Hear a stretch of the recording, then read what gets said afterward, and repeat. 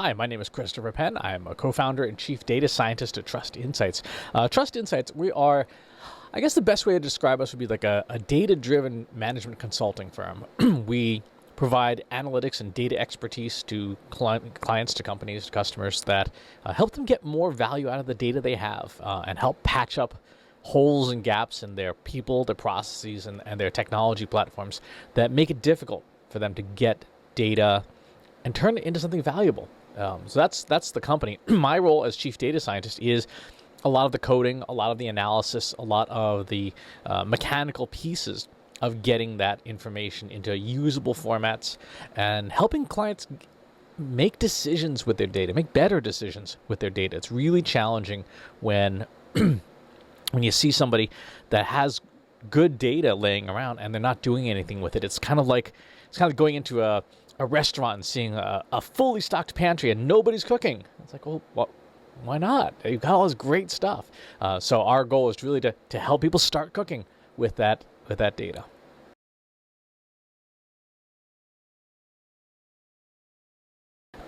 I think this is actually backwards, right? My experience in analytics and data-driven marketing and PR, modern email marketing, is what gave me the experience of the marketing industry. It's really funny. In marketing, I have no formal background in marketing. I've never, other than the courses I've taught, I've never taken a course in marketing. Everything has been self-taught. And I got into this because I worked at a technology startup, a financial services, fintech startup, way back in the early 2000s. And I was the director of IT. I was the chief technology officer. And it was funny. Something happened over that decade that really set my career path, where technology became marketing technology. And, we've all heard the famous stat that the CMO spends more than the CIO, which came true in 2016 and has been true ever since. But update the web server became update the website. Fix the send mail application became send this week's email newsletter, and that really has propelled my marketing career. And then as technology and analytics became more and more important, I started focusing more on analytics, data science, machine learning, and AI. And that's kind of how we got where we are today.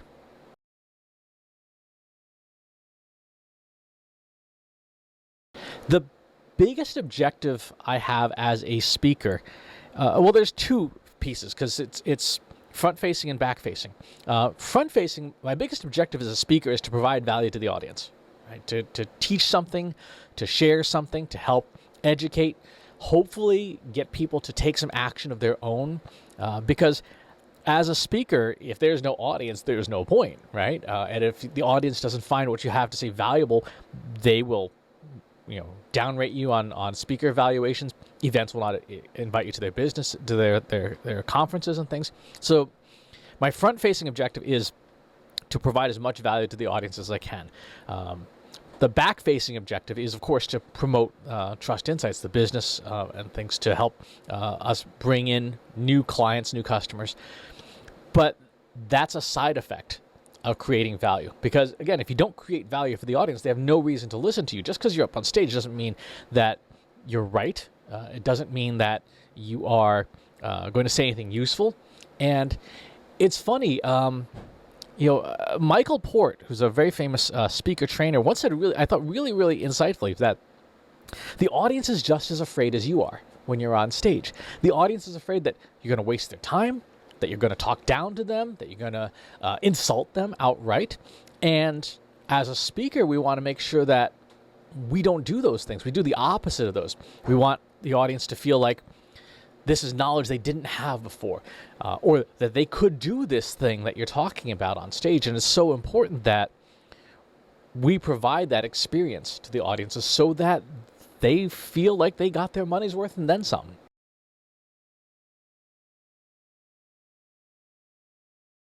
Do digital events give you the same level of feedback? No. Nope, they are different. When you're speaking in front of a crowd of people in person, you're speaking to a lot of people, right? You walk on stage and say, "Hey, everybody! All right, let's give yourselves a round of applause." All the fun stuff that you do on stage.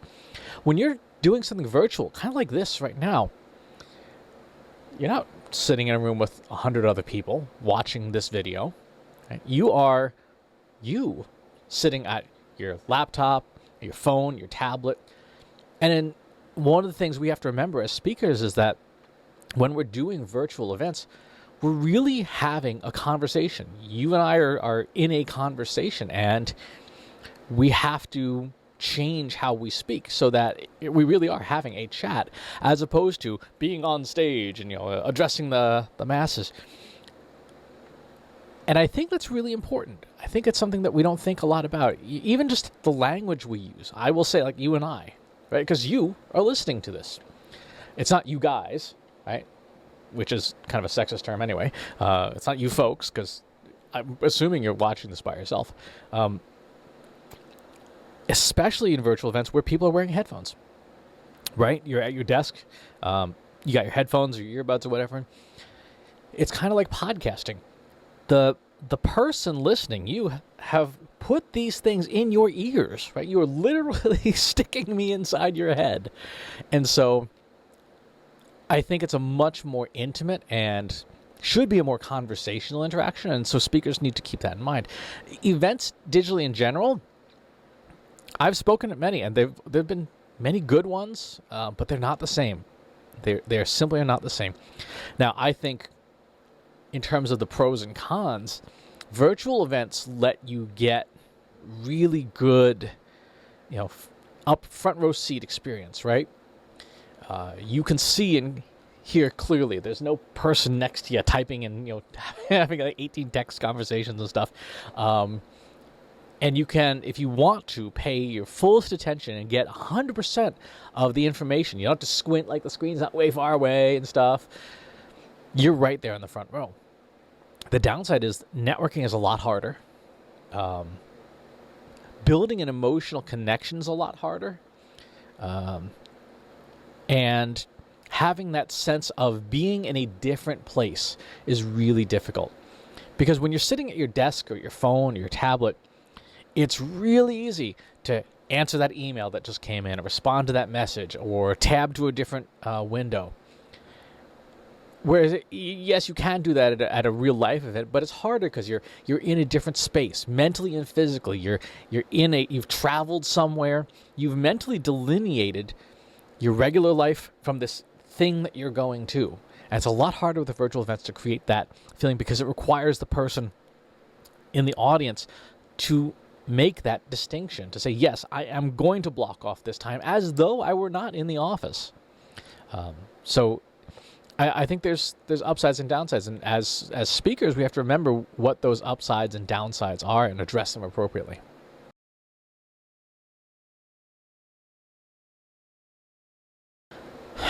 With reviews, I don't know, because everybody goes to an event for a different reason. Some people go for professional development. They are there to learn the thing. Like, I wanted to learn the thing. There's this person is speaking, and they're the expert in this thing, and I want to go to this event, and I want to learn this thing. Sometimes it's not even the speaker. Sometimes it's just the event itself. I went to the RStudio conference to learn specifically. I need to level up my game in certain parts of the coding that I do. And I didn't really care who was speaking, right? As long as the content was good, as long as I got the knowledge that I was after. Some people go to events for networking, right? They want to make connections. Some people go to events because it's their version of spring break, right? And so reviews can be tough because you have some very, very different objectives from people attending an event, and the event that educates me really well is maybe not the event that has good networking, right? Maybe not, it doesn't have great parties. As a person seeking education, I don't care about the parties, right? I never get invited to the parties anyway. But for the person who's going because they want that different experience, they're like, yeah, the content's okay, right? They may not even gone to any of the sessions, or they just spent all their time on the expo floor, and that's fine. Everyone's reasons for attending the events are valid, but reviews have to be taken through that lens of what was the intent of your attending this event, and then did you fulfill that intent? Was the event satisfying that intent for you? And I would challenge, anybody who's making reviews to be clear, like, this is why I went to this event, and yes, I got what I came for. As opposed to this was a good event or a bad event. Well, it doesn't really help me because you may be going for a different reason than I am. And I want to know that if you went to the event for the reason you intended, and the reason you intended was aligned with mine, that's a review that's helpful, right? Would I rely on event reviews from other speakers? Yes, because that's a very narrow use case. Like, speakers can say, yes, this event did a good job with the logistics. It ran on time. It was respectful of people's time. It helped speakers understand what was going on. On the speaker side, 90% of an event is logistics, right? Making sure that you've got the right crowd, that you've got a receptive crowd, that the event has done a good job of promoting your talk, and vice versa, if you've been paid to do so, and that as little hassle is there as possible from getting from the airport or whatever. And virtual events, same thing. Here's the Zoom link or the whatever link. Here's how this is going to operate. One of the best events I did was actually not an event at all. It was a LinkedIn Live with LinkedIn itself. And their operations team was flawless. They had a team of 5 people in the background managing this live thing. It was so enviable. It's like, wow, they've got this down to a science. Okay, this is going to happen here. This is going to happen here. You're going to bring up this mic. You're going to do this, that, and for the speakers, you just kind of showed up and talked. But when you look at the finished product, it's like flawless. Like it was a fully produced thing. So.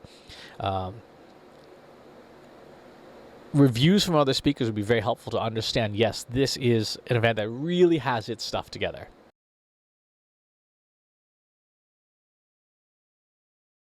My pandemic cocktail, to the extent there is one, is seltzer. Good old soda water, right?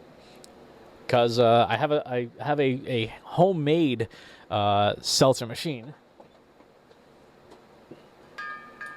That is a 5-pound tank of CO2 with a dual valve gauge distributor here and a little attachment that you attach any used soda bottle to, and you can carbonate your own water. And when you do that, it saves you enormous amounts of money. I think the cost per 2-liter bottle of soda for me is something like 2 to 3 cents. Right? It's basically just the water and then the CO2. Back on the road, once everyone is fully vaccinated and events are running fully vaccinated, and by the way, I really, really, really hope that events do one of 2 things. Either you require vaccination to attend, because we all want to reduce risk, or you offer a price tag that is like astonishingly higher if you're not vaccinated to deal with the insurance costs that will come from knowingly admitting somebody who's a risk to the event. But back on the road, once things do open back up, gin and tonic, typically what I enjoy.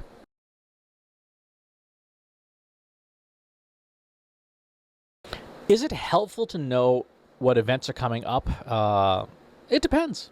It depends on the event, whether the event that in that community would also have access to things like our speaking kits and such, so that we know, this event can meet our fee or this event can't meet our fee, and logistics and stuff like that. Because again, a lot goes into events to make them successful. And certainly I want to play my part in it, but I also want to make sure that an event is a good match, right? If an event is topically not aligned with something I can speak credibly about, probably not a good choice.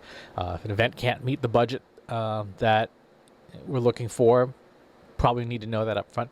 So I think any system that's recommending events to speakers, and any vice versa, any system that's recommending speakers to events, needs to find those basic alignments so that no one's time gets wasted, and so that everybody gets what they're looking for, right? You get invited to events that can afford you. You get invited to events that have the right audience. You get invited to events that you get to hang out with people that you can really learn something from.